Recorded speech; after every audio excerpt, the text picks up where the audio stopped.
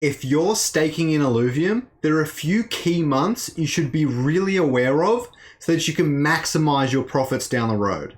This is some really key information that anyone who's involved in the ecosystem should be fully aware of before jumping in. So let's get into it.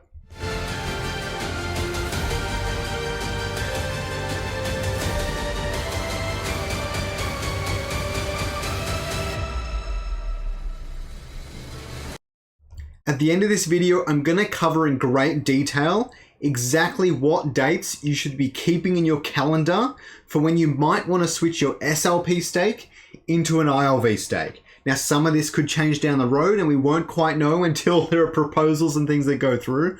But for now, this is some really crucial information you're not going to want to mix. Okay, as always, welcome back. I am Scoriox, where I do the maths and you do that sweet degen. And as always, I'm not a financial advisor. This is not financial advice. And please always do your own research. So with that out of the way, let's get into it. I want to cover off a few key topics before I delve into the maths here. And I've got my chart ready, as you guys can see, so it's all ready to go. And this one is the one I'll be releasing. It's the one I mentioned previously with the 100 likes. But I'm sorry it took me a few days. I've made some awesome upgrades to it. It is way, way better now. But I need to do this tutorial on it to explain how it works and then give you those key dates. And then maybe you can find your own key dates as well. I'm really excited to see what you guys come up with. So it's going to be some awesome stuff. Okay, so I need to talk about a few key concepts. First, what is staking? In the case of Illuvium, it's you locking up your tokens kind of as collateral. And you're saying, look, I'm invested in this ecosystem, I believe in the project, and then they give you rewards because of that. Now, in this case, the SLP pool, as you guys can see, starts off at about 300% in my case, could be a bit lower by the time June comes around. It can drop off quite a bit, and I'll go into that in a second, but why does it start off on 300% and the ILV pool starts off on 20%? So firstly, with the SLP pool, you are taking on more risk. Essentially, you're adding a liquidity pair, which can be subject to impermanent loss. I'll explain that in a second. And then you're generating yield. And it generates more yield for you in their staking protocol than ILV because you're taking on that inherent risk. In their current tokenomic proposal, about 80% of the rewards are given to SLP and 20% are given to ILV. These are the two major pools. Now, even though it's 80 and 20%, it feels more like 99% and 1% to some of us when you compare 300% yield to like 10% yield. That is because all of the claims get claimed invested into the ILV pool. So if you consider quantity and like just US dollars invested in ILV comparatively, it is enormous. That is why the yields on the ILV pool are so low. And that is why I like to recommend to people, again, not financial advice, I like to recommend to people the SLP pool because it's just such a great opportunity. And I believe it will be for the next 3 or 4 months at least until the token unlocks happen and the game launches at the end of June.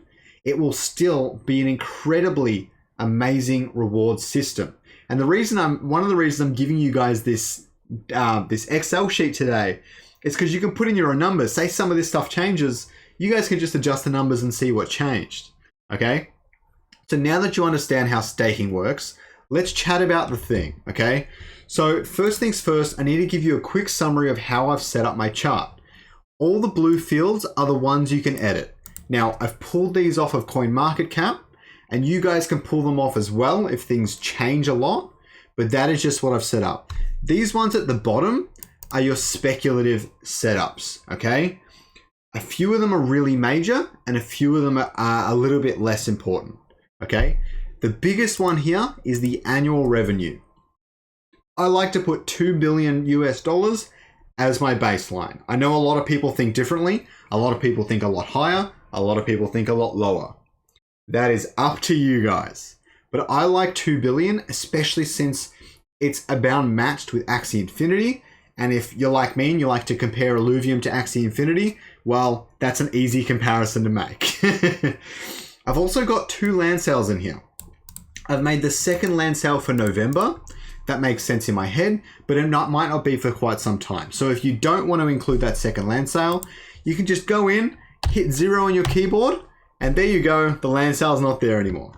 Okay, the other thing I should probably mention here is that here is the USD distributed. They have having discussions, and this is not confirmed, that the RevDiz that gets put into the system will actually be split up among 6 months. And what happens is at about the 6-month part of the year, I guess, that balances back out to exactly what it's going to be.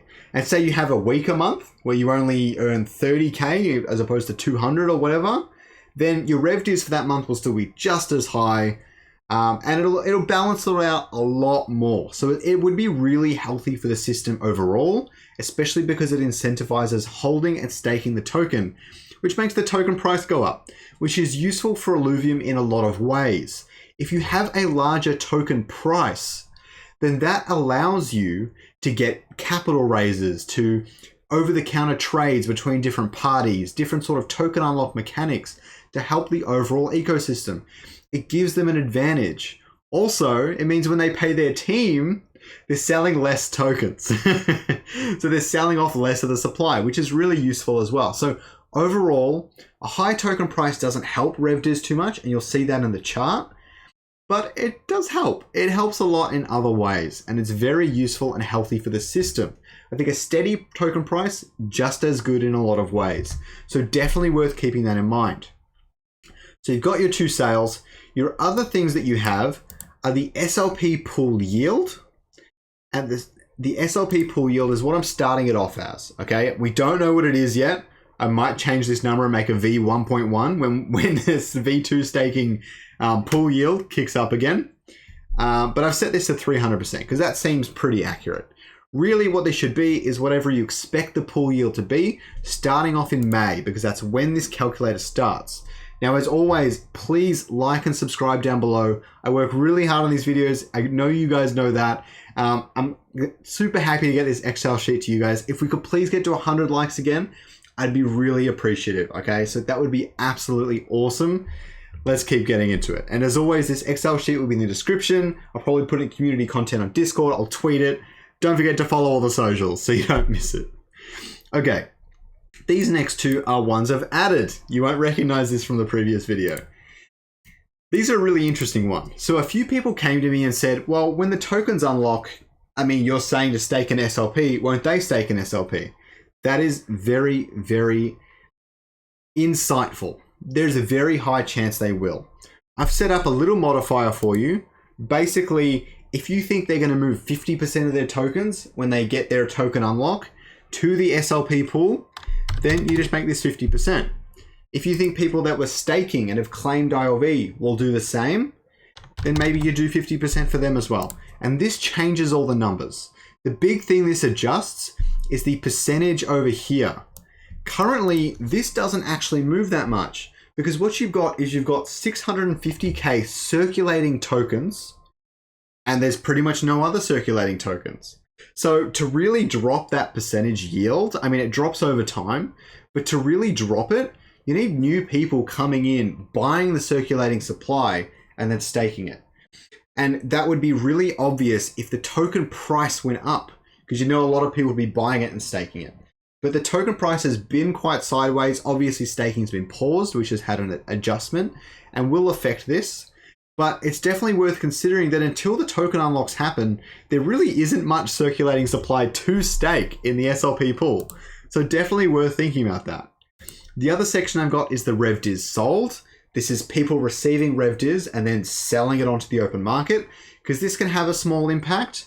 I would honestly leave that at 20 to 50%, somewhere in there. I think a lot of people will take profits, but a lot of people will buy up that supply as well. So you could leave that really low and it probably wouldn't make a major difference. And the last one is SILV claim, which just adjusts your revenue. Because if people are claiming SILV, then they're not spending Ethereum and we're not getting the RevDiz from that Ethereum. SILV has its own benefits, SILV2, sorry, but it does affect the overall numbers. Again, I would probably leave that at 10%. The 3 I would really look to adjust, or 4 I would look to adjust. 3 I would look to adjust are the annual revenue, and the seed move to SLP, and the stake move to SLP. And I would leave them at let's say 80%, because I think it makes sense for a lot of people to do that if they believe in the ecosystem. So we're going to leave that at 80% for now. Now, you can already see with these figures here that ILV pool in token distribution, we'll look at it down here, the ILV pool surpasses the SLP pool in February, okay? And now, here's the date I'm going to give you guys, okay? This is the only channel you're getting this on. This is some really awesome stuff, and I hope you guys like it.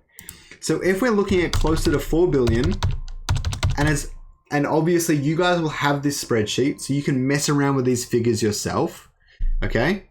And then we look at 100% for stake and seed, and maybe let's bring this up to 6 billion. It's a little bit of an extreme prediction, but I really do think we can hit that if Illuvium delivers on everything and brings out set 2 rather quickly. Among land and everything else, there's a lot going on, and I really believe in this project. So I'm going to put it at 6 billion for now. But if we look at all that and then we zoom over to our little chart describer thingy, we surpass the SLP pool in about December, January. Now, think about this. The game could launch around June, July. That is not much time. You're looking at about 6 months, okay, before you might want to make the change. If that impacts how long you lock up your tokens, that is up to you. I would still lock up for 12 months. Well, that's in the SLP pool, even if changing might make sense at that time. But again, a lot has to happen here for that to make sense. All right, I hope you guys got a lot out of this. Don't forget the Discord link for Emergent DAO and Shiny Shards is down below. Don't forget to check them out. There are some awesome things happening in both those communities. If you're a part of Illuvium and if you like GameFi in general, Emergent DAO for GameFi and even Illuvium Alpha, I definitely chat heaps in there. And the Shiny Shards if you want to get along with even more Illuvium creators. There's a lot going on in both spaces. I'd love to see you all there. I hope you guys enjoyed the video. Please like and subscribe down below. It helps me reach more people and helps more people get involved in Illuvium. We know we want lots of players in this game.